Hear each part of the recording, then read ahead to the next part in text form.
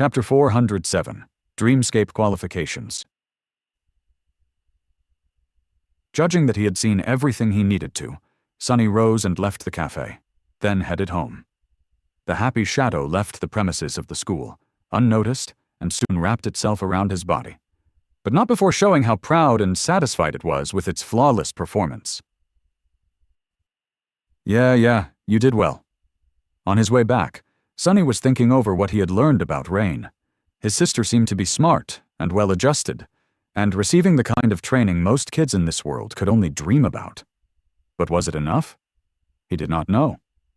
No one could know, really.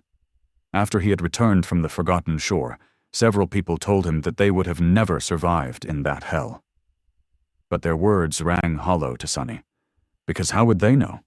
Until a person was thrown into a situation like that, there was no way to tell what would remain of their resolve once everything else had been stripped away. Brave people broke, while cowardly ones found strength that they had not even known was inside them. Kind people became cruel, while cruel people became lost. Only by looking at a mirror of a nightmare could one truly see their real face. Before Sunny entered the forgotten shore, he had thought himself to be strong. But once there, he had to learn the hard way that his strength was brittle and illusory, that it could shatter under the smallest amount of pressure. To survive, he had to build within himself a new kind of strength, one that could not be broken by anything or anyone. That was how he had survived. How was he supposed to know how Rain would measure against the horrors of the spell? And how was he supposed to make her chances of surviving its trials better? Consumed by these thoughts, Sunny returned home and tried to put his mind at ease. This was not something that he could decide in a hurry, anyway.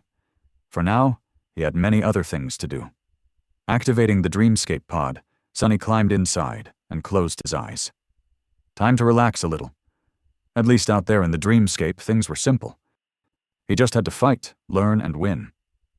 Granted, his previous visit to the Colosseum had turned out to be a fiasco. But Sunny had high hopes for more elite arenas. He just had to gain enough victories to enter them. About 70 more to gain access to the lower-ranked professional dreams. Not that hard. He had lost all interest in dueling with amateurs, and couldn't wait to meet better opponents who could teach him a variety of polished styles. Better do it quickly. Appearing on the sand of the Colosseum, Sunny sighed behind the mask and willed the soul serpent to assume the form of the somber Odachi. That's weird. For some reason, today, much more people wanted to challenge him. A literal crowd of awakened assembled around Sunny in a span of a minute, staring at him with disturbing intensity. Also, the challengers seemed to be way more talkative. What's up with these fools? Hey, mongrel, what is your real name? Sunny stared at the young woman challenging him, then answered with slight irritation. Mongrel. She smiled knowingly, as if struck by a mysterious epiphany, then asked, What style do you practice? Sunny frowned behind the mask. I practice no style. The girl opened her mouth to say something else, but he interrupted her by stepping forward and activating the challenge. 2 seconds later, the girl's dead body was already turning into a rain of sparks. Why are they so chatty today? I don't have a lot of time. If I want to enter a professional arena next time, I have to be fast. Looking at the crowd of awakened, Sunny sighed dejectedly and growled. Words are worthless. Silence is gold. Don't waste my breath. The challengers looked at each other with weirdly enlightened expressions, then grew quiet. That's better. At least they're an understanding bunch. Now that people seemed to have lost their desire to chat uselessly before every damn duel, things went much faster. Sunny had no plans of copying the styles of these talented amateurs today, so he could be as efficient as possible. It required him to really exert himself, though. They were all awakened, after all. Each and every one of them. Behind the black mask, Sunny was sweating an ocean and silently whispering curses. But what could he do? He just had to get it done.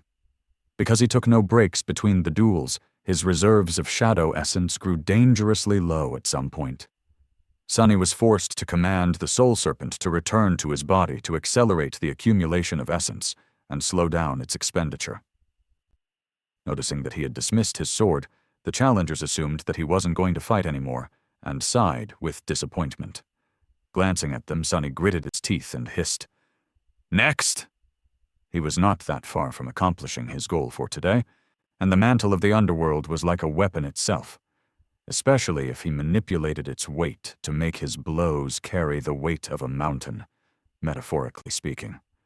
His aching muscles protested, but he endured the torment and continued. Just a few more. As the next challenger stepped forward, Sonny dashed toward him, deflected the glancing blow of a spiked mace with a vambrace, and struck the young man in the face with all the strength he could muster.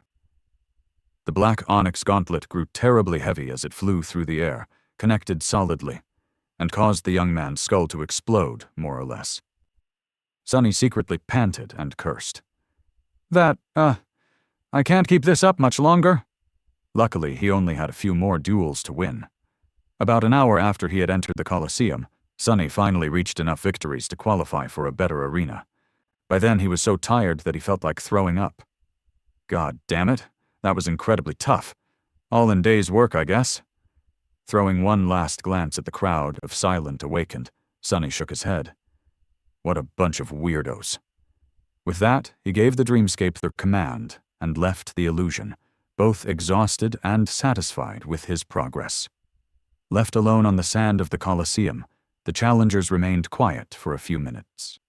After a while, one of them said, he shook his head.